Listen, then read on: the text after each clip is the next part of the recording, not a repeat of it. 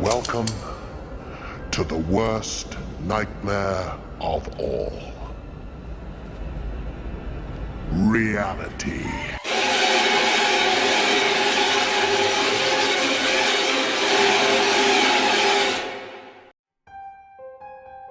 Number 3. I was quite young when this happened, about 3 or so.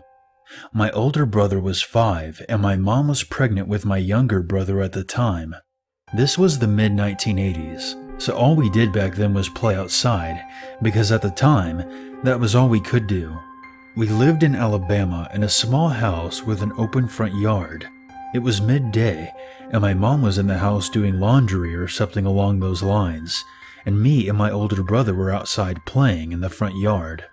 My brother decided he was going to get his big wheel from the back of the house and told me to stay in the front and wait for him to come back. Me being 3, I didn't even care that he was gone. I suddenly see a black 4-door car pull up to the yard and stop. The back door of the car opened quickly, and a middle-aged woman with bright red hair hangs her head out and calls for me. "Hey, pretty girl, would you like some of this candy I brought just for you?" she says with a huge grin on her face as she holds out a handful of the colorful candies. The lady sounds funny, and I've never heard anyone talk the way she did, and it made me giggle. Again, me being 3, I didn't even think twice, and I start waddling over to this mysterious woman to get my prize. When I finally make it to her, I reach my chubby hand to grab the candy, and then suddenly I feel myself being lifted up and pulled violently towards the car. I look up, and the woman is not smiling anymore. Instead, she now has this dark stare on her face. I start to scream and cry, and I'm unsure when, but at some point my brother had come from behind the house to see what was going on and began to scream for my mom to help. I hear my mom, "Put my baby girl down," in the craziest tone I have ever heard. Then just as suddenly as it happened, I was being dropped to the ground on my back, and the black car with the woman is speeding down the street and vanished out of sight. My mom runs over crying and asking what I was thinking, and if the woman had hurt me, and a million other questions.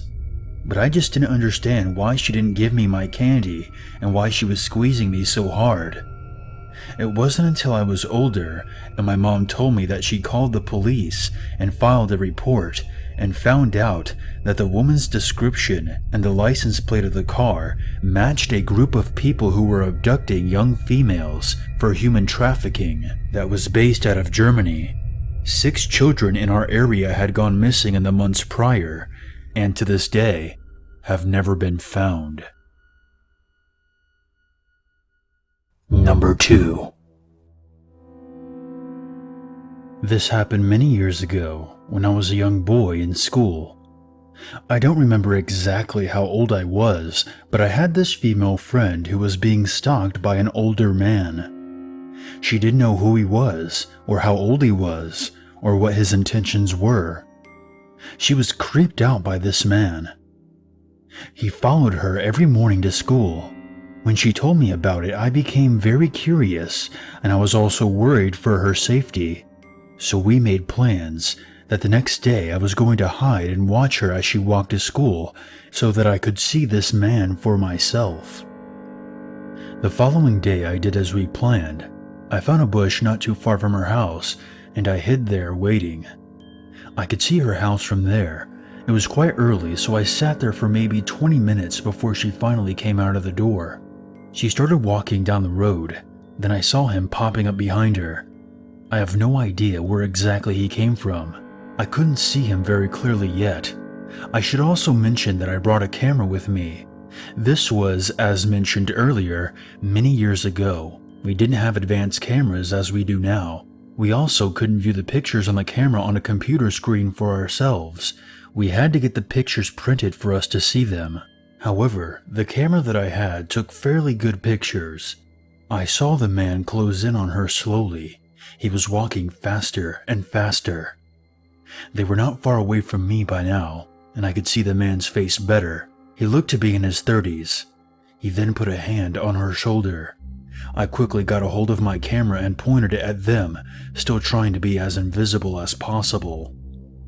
Her eyes got wide, and he then placed his other hand on her other shoulder. I started taking pictures of them, not knowing what else to do at the moment. I took a lot of pictures. Most of them were probably bad quality, as I was unable to keep my hand completely still. Suddenly, he put his knee on her back and pushed her forward, while still keeping his hands on her shoulders. This made her fall down. I kept taking pictures the whole time, but I knew I had to do something. I quickly got up and started running towards them, screaming as if I was trying to scare an animal. I snapped more pictures, not caring how bad they may be. I was hoping to get at least one good picture that I could give to the police. The man saw me running towards them, and he let go of her and ran away as fast as he could, as he didn't expect me to be there. My friend was lying on the ground, shocked and scared. She was so shocked that she couldn't even cry from the pain. She was unable to realize what was even going on until I bent down to help her up. I asked her if she was all right, and she nodded at me, taking in a deep breath to try to get back to her senses. I told her that he ran away, but she was still quite scared. I suggested that she shouldn't go to school and stay home. The next day, I met her outside her house and walked with her to school. The man was nowhere to be seen, but for all I know, he might have seen me and decided not to come out of his hiding spot. We arrived at school and got permission from our teacher to use their room to let us print out the pictures. We printed all of them out and saw that there was some good pictures that showed his face, and some pictures that even captured the way he made her fall. Later that day, we went to the police with the pictures and told them about what happened. After that, we didn't hear anything from him or the police. He didn't show himself, and I really hope the police caught him. I get shivers down my spine when I think about what would have happened if I wasn't there that day. I'm so glad I decided to be there, and so is my friend.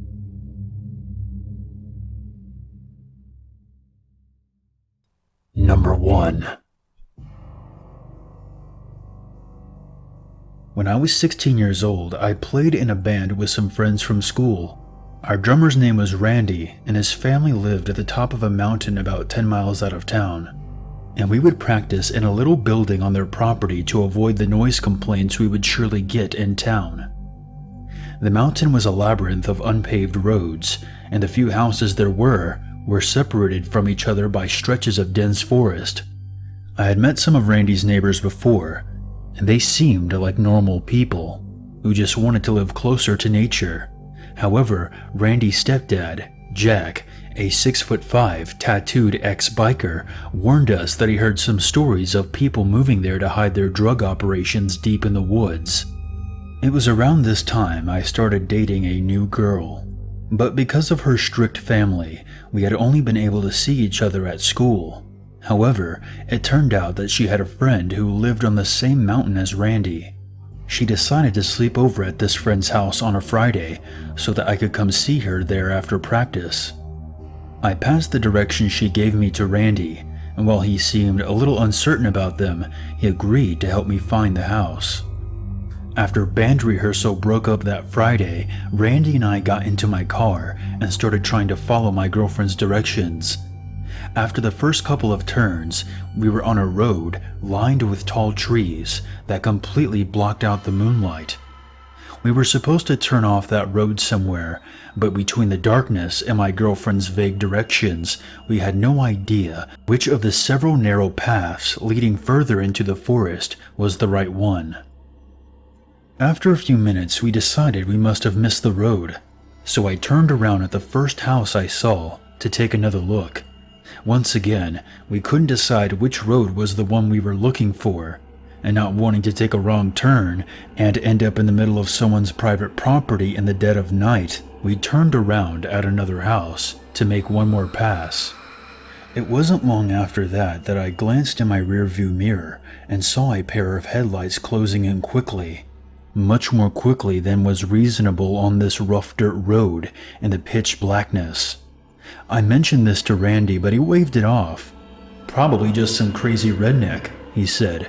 not exactly easing my nerves. Just let them pass.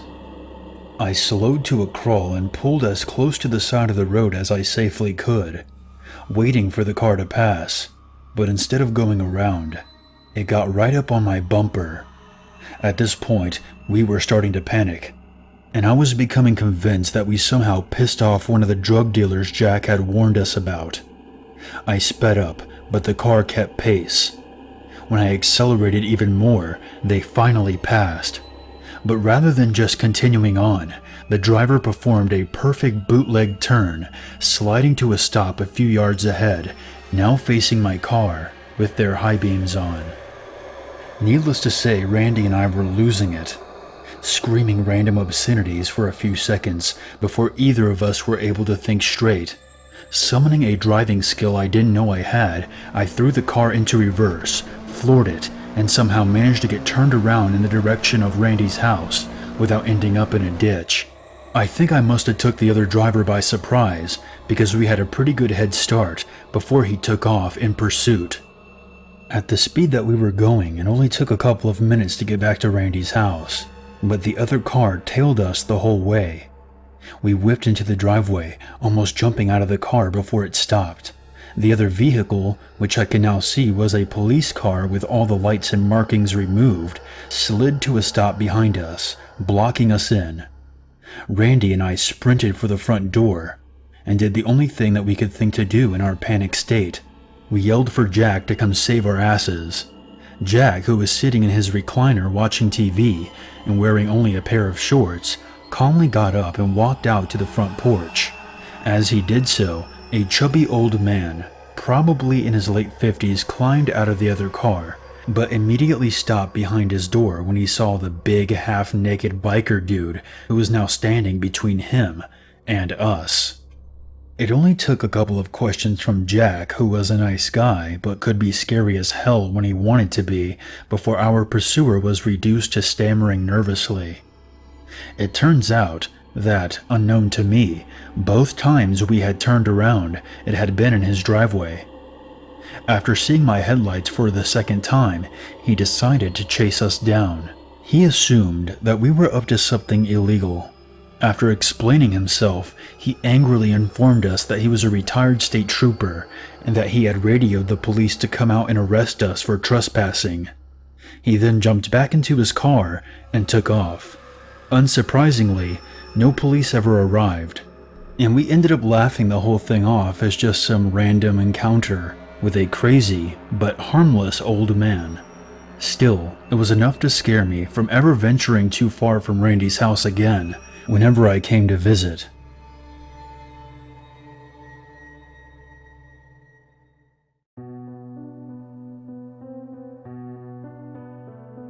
Hey guys, Unit 522 here, and I want to thank you very much for watching my video. I would appreciate it very much if you would share, like, and comment, and if you're new to this channel, become one with the Unity by hitting the subscribe button. If you have a scary story or experience that you want featured on this channel, you can always send it to my email or post it on the Free Horror Stories subreddit. The links for those can be found in the description below. If you would like to help out this channel even more, consider a PayPal donation. And for more updates, be sure to follow me on Twitter. There's nothing wrong with a little darkness in your life, as long as you never forget there's always a reason to be afraid.